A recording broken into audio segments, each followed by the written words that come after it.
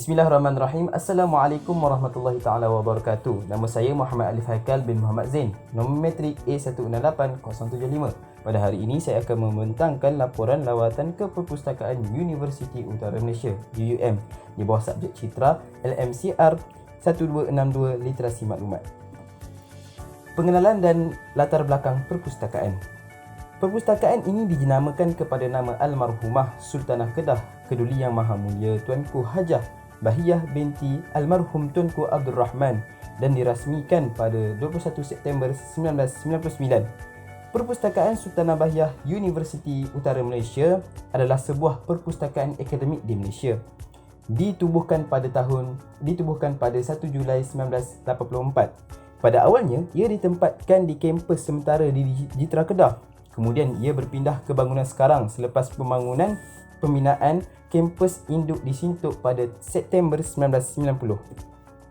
Selain itu, bangunan perpustakaan pada awalnya boleh diduduki lebih dari 1,000 orang. Dengan ada bangunan tambahan pada tahun 2012, jumlah yang boleh diduduki berganda. Kedua-dua bangunan perpustakaan mencakupi keluasan 49,169 meter persegi. Jumlah pelbagai bahan dalam koleksi PSB UUM telah mencapai lebih dari 1.2 juta.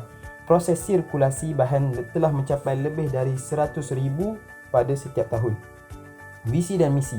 Visi untuk memastikan perpustakaan mencapai kecermerlangan dalam sistem pengurusan, amalan profesionalisme dan perkhidmatan. Misi pula untuk menyediakan perkhidmatan cemerlang yang berkualiti untuk membantu usaha pembelajaran, pengajaran dan penyelidikan. Carta dan struktur organisasi perpustakaan.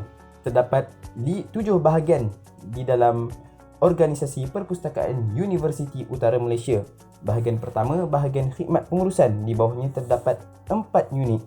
Unit yang pertama adalah unit pentadbiran, unit perancangan strategik, unit pengurusan fasiliti dan unit mengurus latihan dalaman. Bahagian kedua adalah bahagian sumber ilmu. Terdapat 5 unit di bawahnya. Yang pertama, unit pembangunan sumber ilmu. Yang kedua, unit pengurusan koleksi. Yang ketiga, unit metadata dan pengirisan, unit khidmat dapatan dan unit pembangunan koleksi khas. Bahagian ketiga adalah bahagian khidmat pengguna. Terdapat 6 unit di bawahnya. Yang pertama, unit khidmat pelanggan. Yang kedua, unit penerbitan ilmiah. Yang ketiga, unit perundingan maklumat. Yang keempat, unit khidmat data pendidikan, unit pendidikan pengguna dan unit perpustakaan UUM KL. Bahagian sistem maklumat merupakan bahagian yang keempat, di mana terdapat 4 unit di bawahnya. Yang pertama, unit sistem integrasi perpustakaan. Yang kedua, unit khidmat pelanggan pengguna, khidmat pengalaman pengguna. Yang ketiga, unit khidmat perpustakaan pintar. Dan yang keempat, unit teknologi perpustakaan. Bagi bahagian yang kelima pula, iaitu bahagian muzium pengurusan. Terdapat 3 unit di bawahnya. Yang pertama, unit galeri muzium. Yang kedua, unit penyelidikan muzium. Yang ketiga, unit repositori. Dan bahagian arkib universiti adalah merupakan bahagian yang keenam. Terdapat 4 unit di bawahnya. Yang pertama, unit pengurusan rekod. Dan yang kedua, unit arkib ilmiah. Yang ketiga, unit repositori institusi. Yang keempat, unit arkib media digital. Dan yang terakhir, bahagian khidmat korporat. Terdapat 4 unit di bawahnya juga. Yang pertama, unit pengurusan data pendidikan. Yang ketiga, unit komunikasi korporat. Yang ketiga, unit khidmat maklumat ilmiah. Dan yang keempat, unit hasil penyelidikan dan impak. Koleksi perpustakaan. Koleksi perpustakaan merangkumi kepelbagaian buku atau monograf, sumber digital, bahan arkib, jurnal atau majalah, laporan penyelidikan. Yang pertama, koleksi umum. Koleksi utama perpustakaan yang menghimpun pelbagai bahan bercetak seperti buku dalam pelbagai subjek. Yang kedua, koleksi atas talian. Perpustakaan ini telah melanggan sejumlah pangkalan data terkini yang menawarkan maklumat dalam pelbagai perkara yang diajar di universiti. Yang ketiga, koleksi khas. Koleksi ini mengumpul, memelihara dan menyediakan pengakses kepada koleksi buku nadir, bernilai serta sensitif, manuskrip dan rekod institusi. Dan yang keempat, koleksi arkib. Koleksi ini telah diwujudkan untuk memelihara rekod sejarah mengenai universiti, menerusi rakaman imej, bertulis dan lisan sejak tertubuhnya universiti pada tahun 1984. Yang kelima adalah koleksi mikro.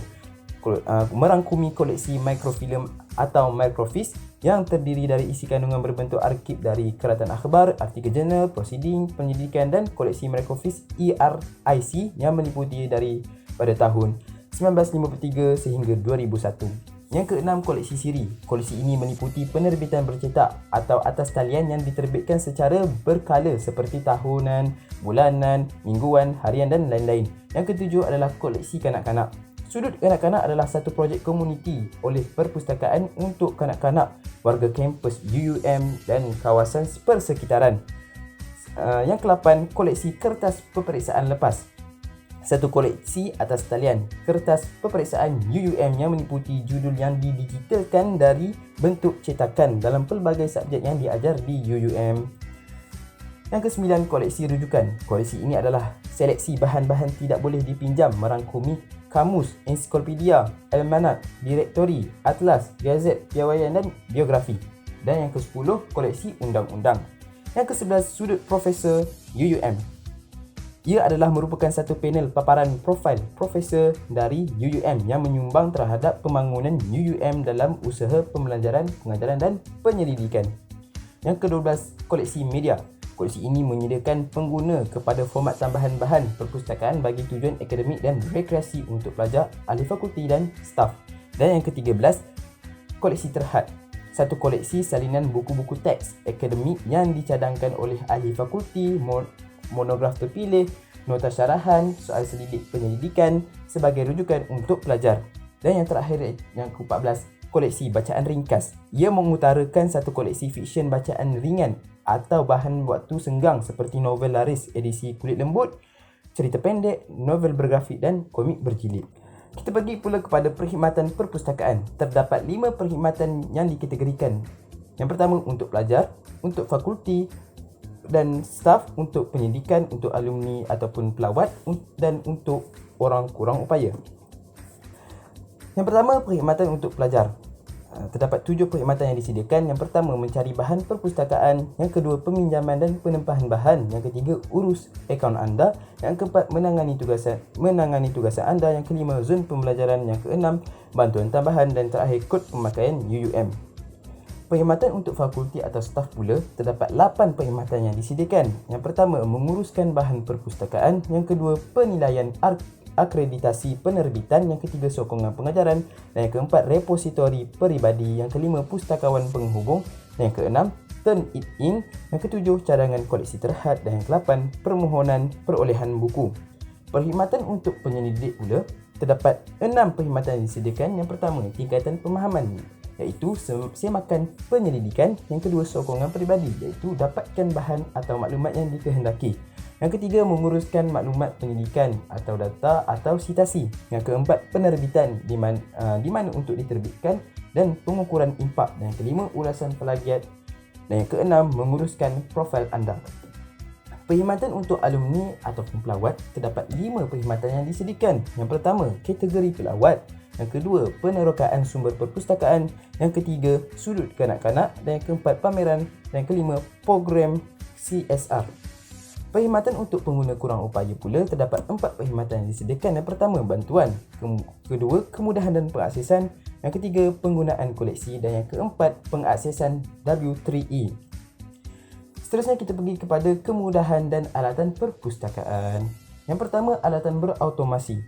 Terdapat 3 alatan yang disediakan. Yang pertama, mesin layan diri. Yang kedua, terminal komputer. Yang ketiga, mesin atau kotak book drop. Kedua adalah ruang untuk membaca dan minggu study. Terdapat 4 ruang yang disediakan. Yang pertama, ruang study UM. Yang kedua, pembelajaran setempat. Yang ketiga, kerel peribadi. Yang keempat, ruang bacaan selesa. Yang ketiga, bilik study. Terdapat 5 bilik yang disediakan. Yang pertama, bilik bacaan pintar. Yang kedua, ruang setempat sarjana. Yang ketiga, bilik perbincangan. Dan yang keempat, bilik kerel. Yang kelima, bilik study 24 jam. Yang keempat, auditorium. Perpustakaan menyediakan 2 auditorium di Perpustakaan Universiti Utara Malaysia. Yang kelima, fotokopi dan cetakan. Perpustakaan menyediakan 2 mesin fotokopi. Dan yang keenam, rangkaian internet dan wifi. Yang ketujuh, kemudahan lokal. Dan yang ke-8, kemudahan lain. yang seperti surau untuk pengguna orang Islam, kafeteria, penyambungan elektrik, alatan elektrik, zon parkir, kamera security, tandas, perhimpunan dan perhimpunan kecemasan. Yang kesembilan, keselamatan untuk barangan peribadi seperti memory card, security laptop ataupun netbook dan telefon pintar. Perbezaan perpustakaan yang dilawati dengan perpustakaan UKM. Perpustakaan UUM mempunyai 2 cawangan perpustakaan sahaja, manakala perpustakaan UKM mempunyai 5 cabang dan PTSL adalah induknya. Manakala PSB ditubuhkan pada tahun 1984 dan dirasmikan pada tahun 1999, manakala PTSL ditubuhkan pada tahun 1970 dan dirasmikan pada tahun 1978. Seterusnya, PSB memiliki 14 koleksi bahan sahaja, manakala PTSL memiliki 17 koleksi bahan. Seterusnya, PSB tidak menawarkan perkhidmatan seperti drive-thru dan lain-lain. Perkhidmatan yang ditawarkan oleh PTSL lebih menarik seperti PTSL drive-thru, buku D2D dan bilik perbincangan yang banyak. Yang terakhir, portal PSB lebih tersusun dalam memberi maklumat, manakala portal PTSL kurang tersusun dalam memberikan maklumat. Rumusan dan cadangan, saya merumuskan bahawa perpustakaan UUM dan perpustakaan UKM merupakan antara perpustakaan akademik kerana kedua-dua universiti ini merupakan university research. Kedua-dua perpustakaan ini juga banyak menawarkan kemudahan yang sangat berguna kepada pelajar. Fasiliti yang sangat baik diberikan kepada pengguna dengan cara yang tersendiri. Cadangan pula, memandangkan tugasan ini merupakan lawatan perpustakaan maya, saya ingin mencadangkan kepada perpustakaan UKM iaitu Perpustakaan Tun Sri Lanang agar menambah baik portal perpustakaan agar nampak lebih kemas dan teratur, sekaligus mempermudahkan para pengguna khususnya para pelajar untuk mencari maklumat di dalamnya. Jadi sekadar itu saja daripada saya. Sekian, terima kasih.